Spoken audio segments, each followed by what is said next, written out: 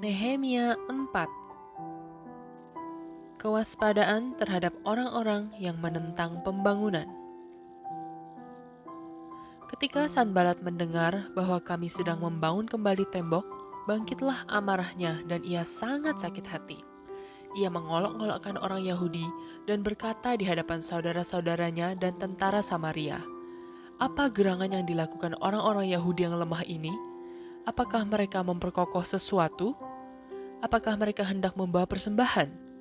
Apakah mereka akan selesai dalam sehari? Apakah mereka akan menghidupkan kembali batu-batu dari timbunan puing yang sudah terbakar habis seperti ini?" Lalu berkatalah Tobia orang Amon itu yang ada di dekatnya, "Sekalipun mereka membangun kembali, kalau seekor anjing hutan meloncat dan menyentuhnya, robohlah tembok batu mereka. Ya Allah kami, dengarlah bagaimana kami dihina. Balikkanlah cercaan mereka menimpa kepala mereka sendiri, dan serahkanlah mereka menjadi jarahan di tanah tempat tawanan. Jangan kau tutupi kesalahan mereka, dan dosa mereka jangan kau hapus dari hadapanmu, karena mereka menyakiti hatimu dengan sikap mereka terhadap orang-orang yang sedang membangun. Tetapi kami terus membangun tembok sampai setengah tinggi dan sampai ujung-ujungnya bertemu, karena seluruh bangsa bekerja dengan segenap hati." Ketika Sanbalat dan Tobia serta orang Arab dan orang Amon dan orang Asdod mendengar bahwa pekerjaan perbaikan tembok Yerusalem maju dan bahwa lubang-lubang tembok mulai tertutup, maka sangat marahlah mereka. Mereka semua mengadakan persepakatan bersama untuk memerangi Yerusalem dan mengadakan kekacauan di sana. Tetapi kami berdoa kepada Allah kami dan mengadakan penjagaan terhadap mereka siang dan malam karena sikap mereka. Berkatalah orang Yehuda, "Kekuatan para pengangkat sudah merosot dan puing masih sangat banyak. Tak sanggup kami membangun kembali tembok ini." Tetapi lawan-lawan kami berpikir, "Mereka tidak akan tahu dan tidak akan melihat apa-apa sampai kita ada di antara mereka, membunuh mereka dan menghentikan pekerjaan itu."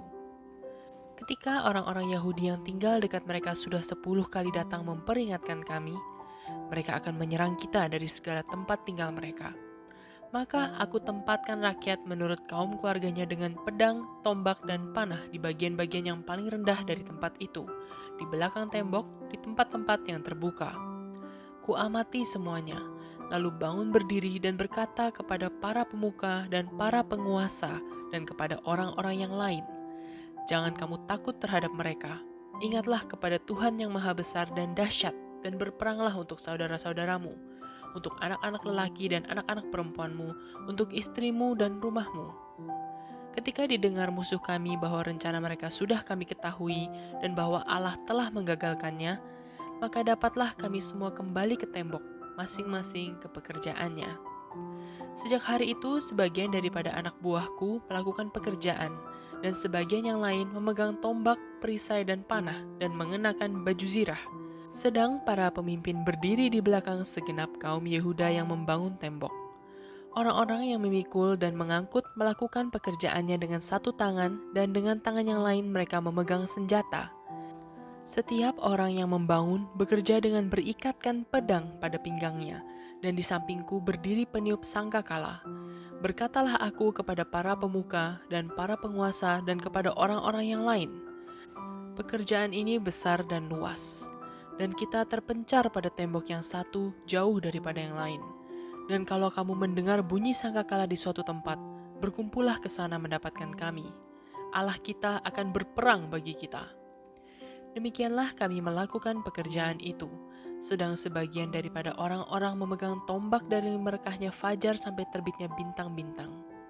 Pada waktu itu juga aku berikan perintah kepada rakyat, setiap orang dengan anak buahnya harus bermalam di Yerusalem, supaya mereka mengadakan penjagaan bagi kami pada malam hari dan melakukan pekerjaannya pada siang hari. Demikianlah aku sendiri, saudara-saudaraku, anak buahku, dan para penjaga yang mengikut aku, kami semua tidak sempat menanggalkan pakaian kami. Setiap orang memegang senjata dengan tangan kanan. Nehemia 5. Nehemia memperhatikan keluhan-keluhan sesama orang Yahudi. Maka terdengarlah keluhan yang keras dari rakyat dan juga dari pihak para istri terhadap sesama orang Yahudi. Ada yang berteriak, "Anak laki-laki dan anak perempuan kami banyak dan kami harus mendapat gandum supaya kami dapat makan dan hidup." Dan ada yang berteriak, "Ladang dan kebun anggur dan rumah kami gadaikan untuk mendapat gandum pada waktu kelaparan." Juga ada yang berteriak, "Kami harus meminjam uang untuk membayar pajak yang dikenakan raja atas ladang dan kebun anggur kami. Sekarang, walaupun kami ini sedarah sedaging dengan saudara-saudara sebangsa kami dan anak-anak kami sama dengan anak-anak mereka, namun kami terpaksa membiarkan anak-anak lelaki dan anak-anak perempuan kami menjadi budak, dan sudah beberapa anak perempuan kami harus membiarkan diri dimiliki orang. Kami tidak dapat berbuat apa-apa karena ladang dan kebun anggur kami sudah di tangan orang lain." Maka sangat marahlah aku ketika aku dengar keluhan mereka dan berita-berita itu. Setelah berpikir masak-masak, aku menggugat para pemuka dan para penguasa. Kataku kepada mereka, "Masing-masing kamu telah makan riba dari saudara-saudaramu." Lalu kuadakan terhadap mereka suatu sidang jemaah yang besar. Berkatalah aku kepada mereka, "Kami selalu berusaha sedapat-dapatnya untuk menebus sesama orang Yahudi yang dijual kepada bangsa-bangsa lain. Tetapi kamu ini justru menjual saudara-saudaramu, supaya mereka dibeli lagi oleh kami." Mereka berdiam diri karena tidak dapat membantah. Kataku, "Tidaklah patut apa yang kamu lakukan itu. Bukankah kamu harus berlaku dengan takut akan Allah kita untuk menghindarkan diri dari cercaan bangsa-bangsa lain musuh-musuh kita? Juga aku dan saudara-saudaraku dan anak buahku telah membungakan uang dan gandum pada mereka. Biarlah kita hapuskan hutang mereka itu. Biarlah kamu kembalikan kepada mereka hari ini juga ladang mereka, kebun anggur, kebun zaitun, dan rumah mereka. Pula hapuskanlah hutang mereka, yakni uang serta gandum, anggur dan minyak yang kamu tagih daripada mereka." Berkatalah mereka, "Itu akan kami kembalikan, dan kami tidak akan menuntut apa-apa dari mereka. Kami akan lakukan tepat seperti yang kau perintahkan." Lalu aku memanggil para imam dan menyuruh mereka bersumpah bahwa mereka akan menepati janji mereka. Juga aku kebas lipatan bajuku sambil berkata, "Demikianlah setiap orang yang tidak menepati janji ini akan dikebas Allah dari rumahnya dan hasil jerih payahnya. Demikianlah ia dikebas dan menjadi hampa." Dan seluruh jemaah berkata, "Amin." Lalu memuji-muji Tuhan. Maka rakyat berbuat sesuai dengan janji itu. Sikap Nehemia yang tidak mencari keuntungan.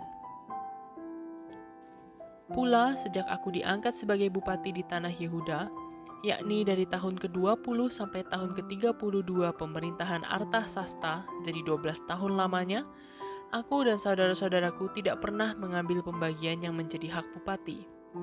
Tetapi para bupati yang sebelumnya yang mendahului aku sangat memberatkan beban rakyat.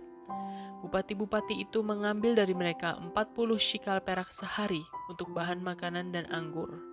Bahkan anak buah mereka merajalela atas rakyat. Tetapi aku tidak berbuat demikian karena takut akan Allah. Aku pun memulai pekerjaan tembok itu, walaupun aku tidak memperoleh ladang. Dan semua anak buahku dikumpulkan di sana khusus untuk pekerjaan itu.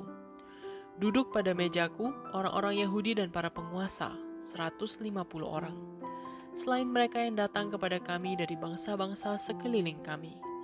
Yang disediakan sehari atas tanggunganku ialah seekor lembu, 6 ekor kambing domba yang terpilih, dan beberapa ekor unggas, dan bermacam-macam anggur dengan berlimpah-limpah setiap 10 hari. Namun dengan semuanya itu, aku tidak menuntut pembagian yang menjadi hak bupati, karena pekerjaan itu sangat menekan rakyat. Ya Allahku, demi kesejahteraanku, ingatlah segala yang kubuat untuk bangsa ini. Nehemia 6. Pembangunan tembok diselesaikan. Usaha-usaha membunuh Nehemia. Ketika Sanbalat dan Tobia dan Geshem orang Arab itu dan musuh-musuh kami yang lain mendengar bahwa aku telah selesai membangun kembali tembok sehingga tidak ada lagi lubang, walaupun sampai waktu itu di pintu-pintu gerbang belum kupasang pintunya. Maka Sanbalat dan Geshem mengutus orang kepadaku dengan pesan, "Mari kita mengadakan pertemuan bersama di Kefirim di lembah Ono." Tetapi mereka berniat mencelakakan aku. Lalu aku mengirim utusan kepada mereka dengan balasan. Aku tengah melakukan suatu pekerjaan yang besar. Aku tidak bisa datang. Untuk apa pekerjaan ini terhenti oleh sebab aku meninggalkannya dan pergi kepada kamu? Sampai 4 kali mereka mengirim pesan semacam itu kepadaku, dan setiap kali aku berikan jawaban yang sama kepada mereka. Lalu dengan cara yang sama untuk kelima kalinya, Sanbalat mengirim seorang anak buahnya kepadaku yang membawa surat yang terbuka.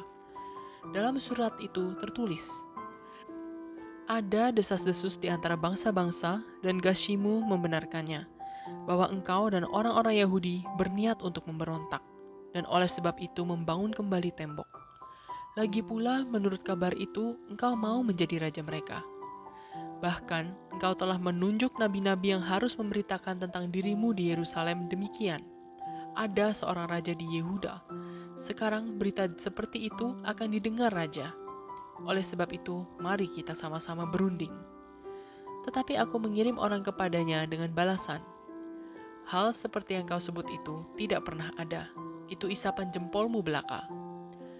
Karena mereka semua mau menakut-nakutkan kami, pikirnya, mereka akan membiarkan pekerjaan itu, sehingga tak dapat diselesaikan. Tetapi aku justru berusaha sekuat tenaga. Ketika aku pergi ke rumah Semaya bin Delaya bin Mehatabel, sebab ia berhalangan datang, berkatalah ia, biarlah kita bertemu di rumah Allah, di dalam bait suci, dan mengunci pintu-pintunya, karena ada orang yang mau datang membunuh engkau.